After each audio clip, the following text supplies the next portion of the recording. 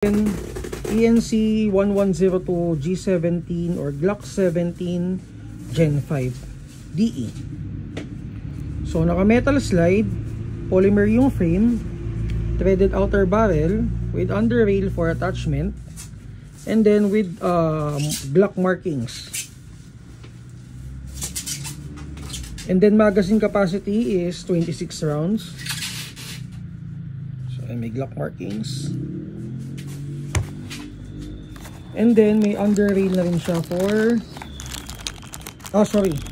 extender, grip extender.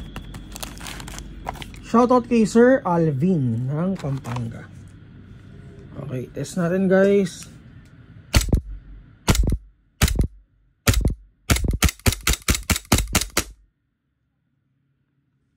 Price is 40.